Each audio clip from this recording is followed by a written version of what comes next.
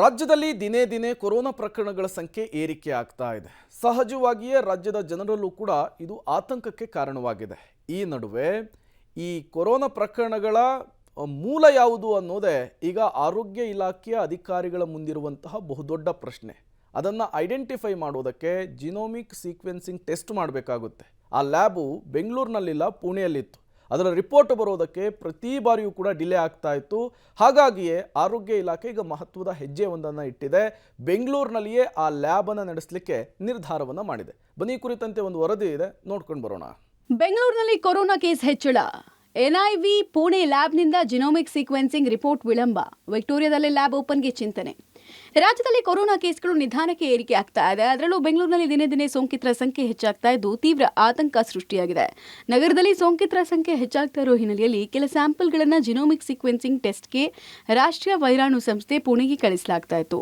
ಅಲ್ಲಿಂದ ರಿಪೋರ್ಟ್ ಬರೋದು 1-2 ವಾರಗಳ ಸಮಯ ಬೇಕಾಗುತ್ತೆ. ಹೀಗಾಗಿ ತ್ವರಿತಗತಿಯಲ್ಲೇ ರಿಪೋರ್ಟ್ ಪಡೆಯುವ ನಿಟ್ಟಿನಲ್ಲಿ ವಿಕ್ಟೋರಿಯಾ ಆಸ್ಪತ್ರೆಯಲ್ಲಿ ಜಿನೋಮಿಕ್ ಸೀಕ್ವೆನ್ಸಿಂಗ್ ಟೆಸ್ಟ್ ಮಾಡೋಕೆ ವಿಕ್ಟೋರಿಯಾ ಆಸ್ಪತ್ರೆ ಚಿಂತನೆ ನಡೆಸಿದೆ. ಈಗ ನಾರ್ಮಲ್ ಕೋವಿಡ್ ಟೆಸ್ಟಿಂಗ್ ನಡೀತಾ ಇದೆ ವಿಕ್ಟೋರಿಯಾ ಹಾಸ್ಪಿಟಲ್. ಜಿನೋಮಿಕ್ ಟೆಸ್ಟಿಂಗ್ ಮಾಡಕ್ ಫೆಸಿಲಿಟಿನೂ ಇದೆ. ನಮ್ಮ ಇದು ಮೆಷಿನ್ ಇರೋದು, ಅದರ ಹೆಸರು ಇಲ್ಯುಮಿನಾ ಪ್ಲಾಟ್ಫಾರ್ಮ್ ಅಂತ.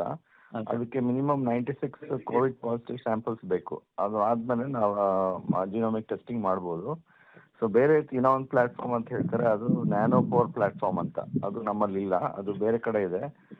ನಿಮ್ಯಾನ್ಸ್ ಅಲ್ಲಿ ಇದೆ, ಮತ್ತೆ NCBS ಅಲ್ಲಿ ಇದೆ. ಆಮೇಲೆ ಬೇರೆ ಯಾವ್ದಾದ್ರು ಪ್ಲೇಸಸ್ ಅಲ್ಲೂ, ಕಿಮ್ಸ್ ಮತ್ತೆ ಮೈಸೂರು ಮೆಡಿಕಲ್ ಕಾಲೇಜಲ್ಲೂ ನಮ್ಮ ಥರದೇ ಇರೋದು. ಸೊ ಈ ಅದರ್ ಪ್ಲಾಟ್ಫಾರ್ಮ್ ಅಲ್ಲಿ ಒಂದೇ ಒಂದು ಸ್ಯಾಂಪಲ್ ಇದ್ರು ಅವ್ರು ಮಾಡ್ಬೋದು. ಸೊ ಅದಕ್ಕೋಸ್ಕರ ನಮ್ಮ ಕಡೆಯಿಂದ 96 ಆಗೋ ತನಕ ಕಾಯೋಕ್ಕಾಗಲ್ಲ ಅಂದ್ಬಿಟ್ಟು, as per instructions of health and family welfare department, ನಾವು ನಮ್ಮ ಸ್ಯಾಂಪಲ್ಸ್, ಪಾಸಿಟಿವ್ ಸ್ಯಾಂಪಲ್ಸ್ ಎಲ್ಲಾನು ನಿಮ್ಯಾನ್ಸ್ ಕಳಿಸ್ತಾ ಇದ್ವಿ. ಕೊರೋನಾ 2ನೇ ಅಲೆ ವೇಳೆ ಬೆಂಗಳೂರು ವೈದ್ಯಕೀಯ ಕಾಲೇಜು ಮತ್ತು ಸಂಶೋಧನಾ ಸಂಸ್ಥೆಯಲ್ಲಿ ಜಿನೋಮಿಕ್ ಸೀಕ್ವೆನ್ಸಿಂಗ್ ಪ್ರಕ್ರಿಯೆ ಶುರು ಮಾಡಲಾಗಿತ್ತು. ಆದರೆ ಅದು ಓಪನ್ ಆಗಿರಲಿಲ್ಲ. ಇದೀಗ ರಾಜ್ಯ ಮಟ್ಟದ ವೈರಾಣು ಸಂಶೋಧನೆ ಮತ್ತು ರೋಗ ಪರೀಕ್ಷೆ ಪ್ರಯೋಗಾಲಯದಲ್ಲಿ ಎಲ್ಲ ಮಿಷನ್ಗಳು ಕಾರ್ಯಾಚರಣೆಗೆ ಸಿದ್ಧ ಆಗಿದೆ. ಆದರೆ ನಿಗದಿತ ಪ್ರಮಾಣದಲ್ಲಿ ಸ್ಯಾಂಪಲ್ಗಳು ಬರ್ತಾ ಇಲ್ಲ. ಕನಿಷ್ಠ 96 ಸ್ಯಾಂಪಲ್ಸ್ ಬಂದರೆ ವಿಕ್ಟೋರಿಯಾ ಆಸ್ಪತ್ರೆಯಲ್ಲಿ ಜಿನೋಮಿಕ್ ಸೀಕ್ವೆನ್ಸಿಂಗ್ ಟೆಸ್ಟ್ ಮಾಡೋದಕ್ಕೆ ಮುಂದಾಗಿದೆ. ಈವರೆಗೂ 21 ಸ್ಯಾಂಪಲ್ಗಳನ್ನು ಪುಣೆಗೆ ಕಳಿಸಲಾಗಿದೆ. ಈ ರಿಪೋರ್ಟ್ ಬರೋ ತನಕ ವಿಳಂಬ ಆಗ್ತದೆ. ಹೀಗಾಗಿ ವಿಕ್ಟೋರಿಯಾ ಆಸ್ಪತ್ರೆಯಲ್ಲಿ ಟೆಸ್ಟಿಂಗ್ ಹೆಚ್ಚಾದರೆ ಎಲೆನಾ ಲ್ಯಾಬ್ನಲ್ಲಿ ಜಿನೋಮಿಕ್ ಸೀಕ್ವೆನ್ಸಿಂಗ್ ಪರೀಕ್ಷೆಗೆ ಮುಂದಾಗಿದೆ.